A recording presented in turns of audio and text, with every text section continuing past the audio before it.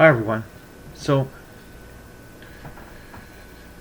I was going over the comments in my YouTube account,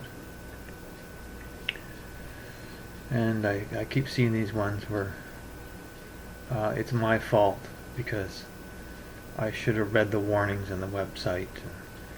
I should have known that the phone was going to suck, and it's all my fault.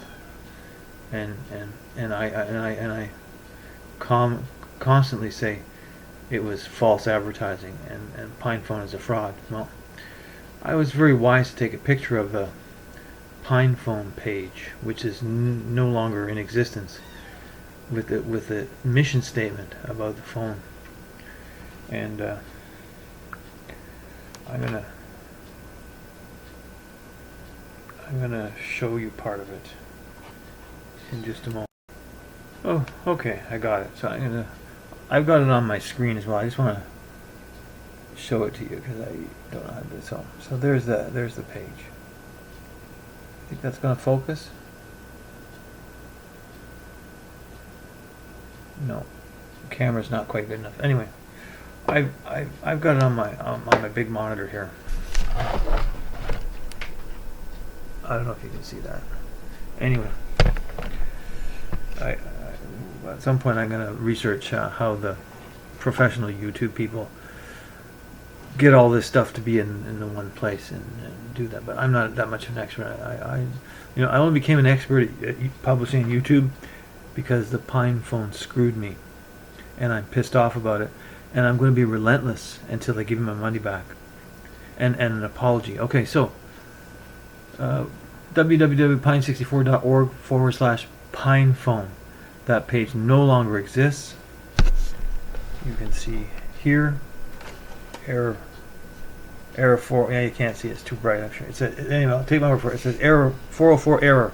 Page does not exist. So they took it down, and I knew they would. So I have my Wayback Machine. So an open source smartphone supported by all major Linux phone projects. Perhaps you're in a line of work where security is a must. And by the way, I read this on one of my old videos. I just recalled that right now. Or a hardcore Linux enthusiast.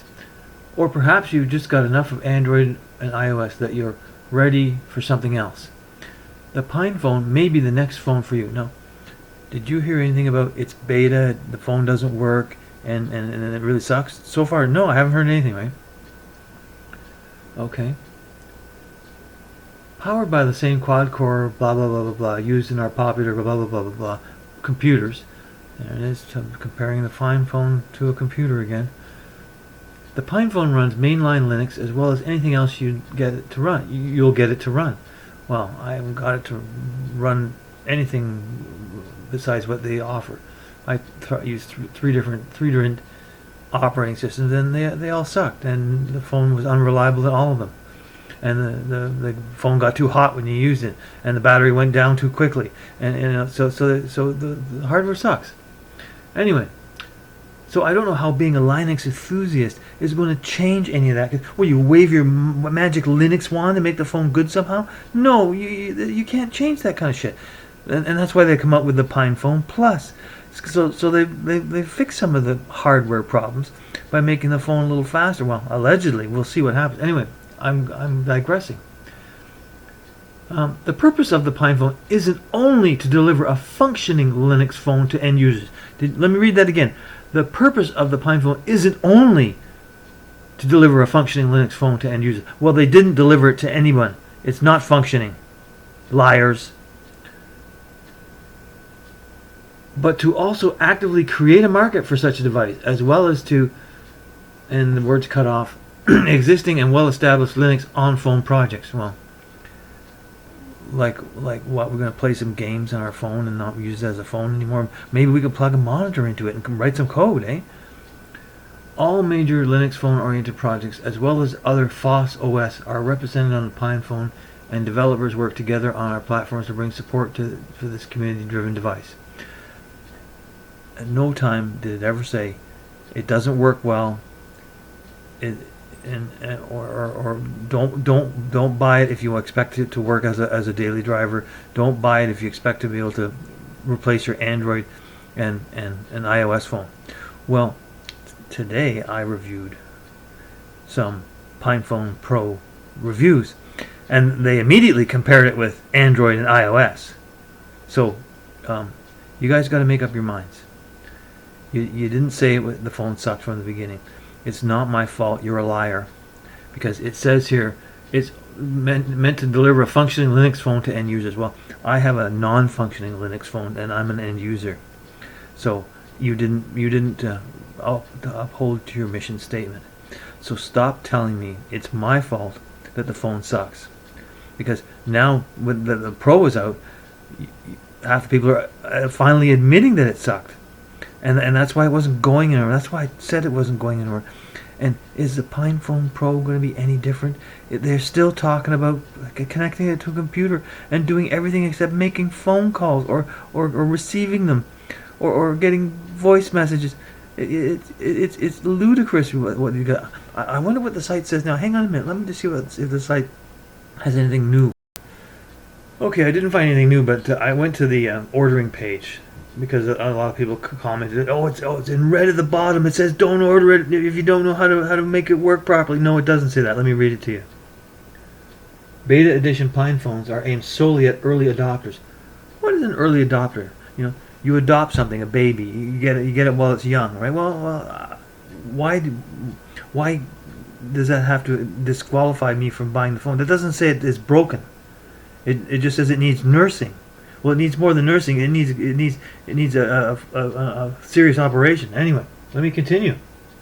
More specifically, only intended for these units to find their way into hands of users with extensive Linux experience. Well, so far in 2 years, all the people with Linux experience have been unable to get the phone to function properly as a smartphone and do calls and texts in a proper fashion. So that stipulation didn't work for them either, did it? Let's read on, shall we? Due to the lithium battery in the pinephone, the shipment of pinephone orders will be handled differently than other pinephone products. That's because there's regulations, because the batteries can explode. But that also doesn't say the phone doesn't work, and I shouldn't order it because I'll be disappointed. All I know is I'm an end user, and it says we built a phone for you. Wait, there's more. EU VAT tax collection based on Poland rate. So anyway, that doesn't say anything about, it doesn't warn me at all about what I've experienced with this phone. Neither the home page, which is now gone, so they're trying to hide the evidence, and the ordering page, which still exists. They're still selling these things. Or I guess I don't know if I didn't try ordering one, but they still have a page in their store to order it. And nowhere does it say, by the way, don't expect this to replace your current smartphone, because it won't. Nowhere does it say that. So shut the fuck up about it's my fault for not reading it. I just read it to you. Show me where it says that. Show me where it says the phone doesn't work properly and never will. It doesn't. They're liars. Anyway, just wanted to get that off my chest, guys. Thanks.